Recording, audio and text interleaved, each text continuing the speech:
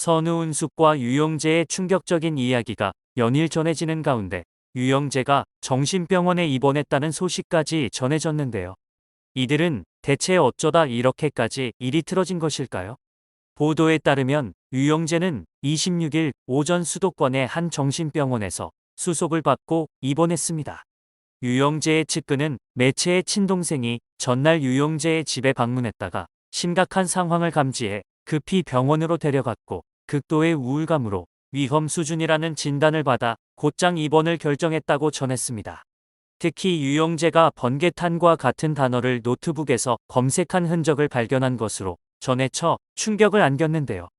유영재의 측근은 해당 매체의 조금 전 동생과 직접 통화했는데 이른 아침 원무 수속을 마치고 입원한 것으로 들었다. 유영재 씨는 일련의 과정들을 겪으며 크게 충격을 받았고 이로 인해 당장 입원 치료를 받아야 하는 심각한 상황에 빠진 것 같다라고 전했는데요. 또한 유영재는 이혼 과정에서 일방적으로 매도당하며 이미 모든 것을 잃었다. 그 과정에 할 말은 많았지만 맞대응하면 서로에게 상처만 깊어진다는 생각에 꾹꾹 눌러 참고 말을 아낀 것으로 안다.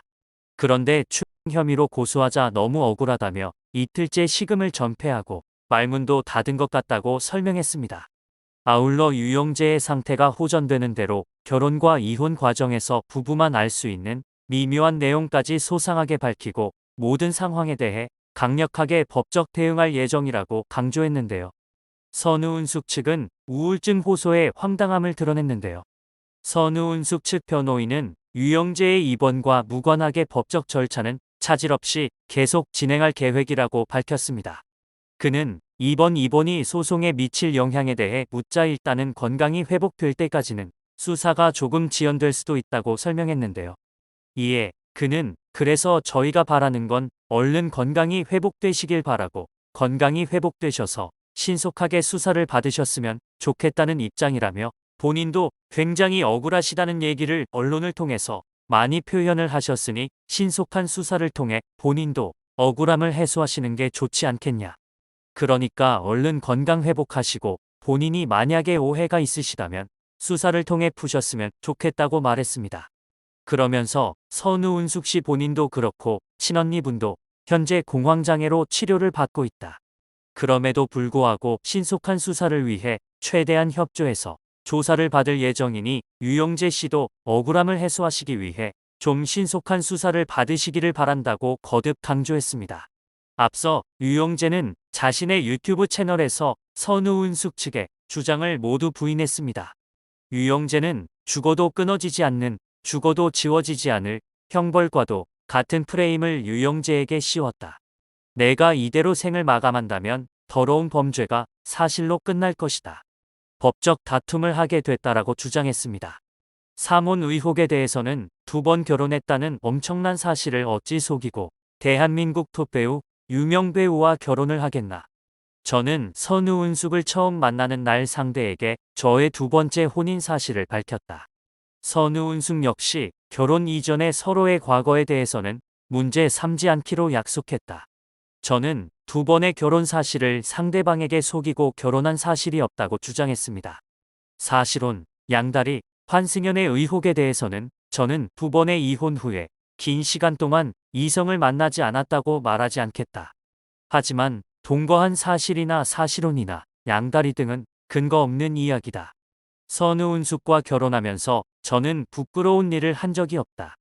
제가 만났던 이성과의 만남이 성사되지 않았고 만남을 깨끗하게 정리한 뒤 선우은숙과 결혼을 진행했다고 주장했는데요. 아울러 이혼 사유에 대해서는 저는 아직도 정확한 이혼 사유를 모른다. 저는 톡으로 이혼 통보를 받았다. 이혼 협의서에는 이혼과 관련한 일체의 사실을 제3자에게 누설하지 않고 그 비밀을 엄수하기로 한다는 합의문이 있다.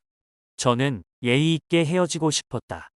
헤어지면서 약속한 합의를 철저히 지켜주는 것이 예의라고 생각했고 지금도 그 생각에는 변함이 없다고 했습니다.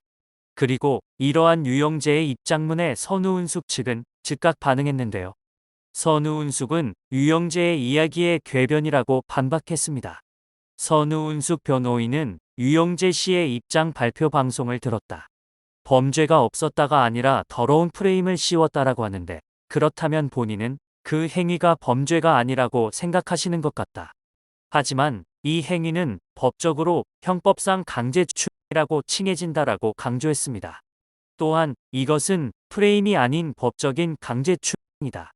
그리고 본인이 이것을 형사상 범죄 행위가 아니라 프레임이라고 생각하신다면 본인의 여성에 대한 성의식이 왜곡됐다고 생각되니 반성하실 필요가 있을 것이라고 지적했는데요. 유영재의 이번 입장문에 대해서 변호인은 녹취록도 행위에 대해서 인정을 했는데 그건 추행의 의도가 아니었다는 내용이었다. 나는 그 행위를 한 적이 없다라고 말씀하셔야지. 프레임을 씌웠다는 건 같은 맥락이다. 그냥 말만 교묘하고 멋지게 하신 것 같다.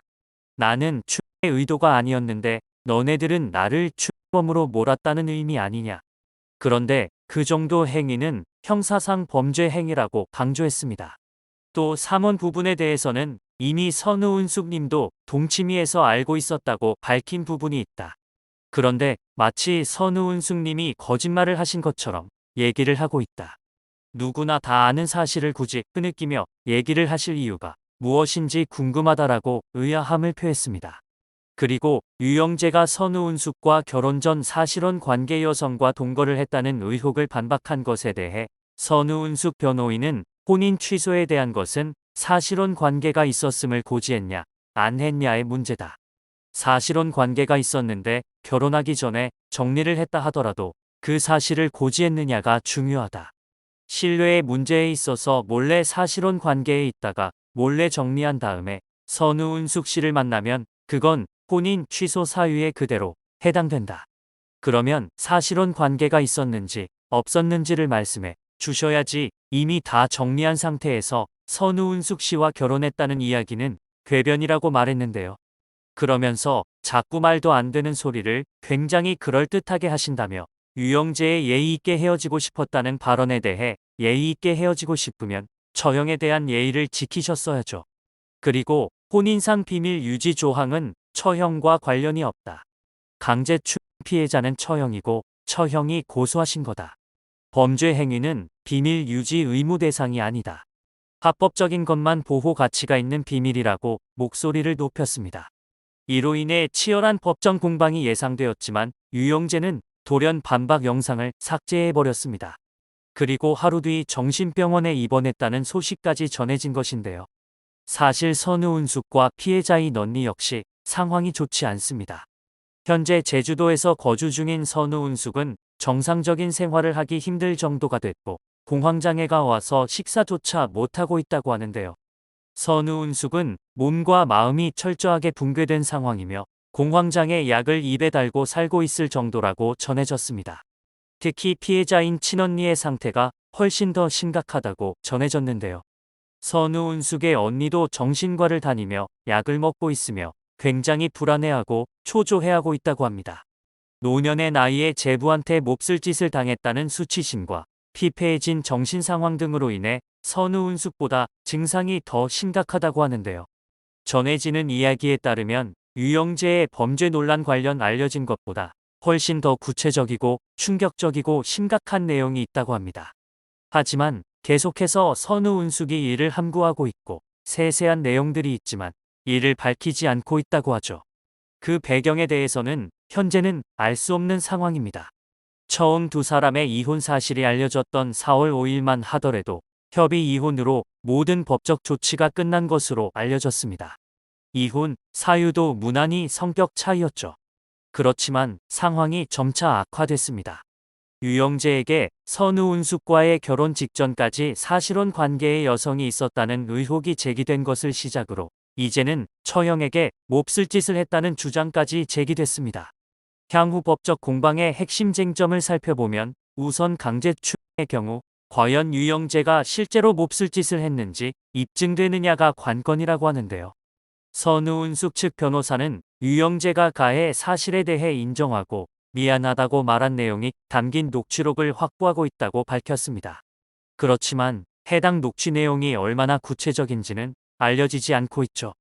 수사기관과 법정에서 해당 녹취록이 얼마나 증거 능력을 인정받느냐가 관건이 될 전망입니다. 혼인 취소 소송의 경우 혼인 상태가 아닌 이미 이혼한 상태라는 점이 쟁점이 될 전망인데요.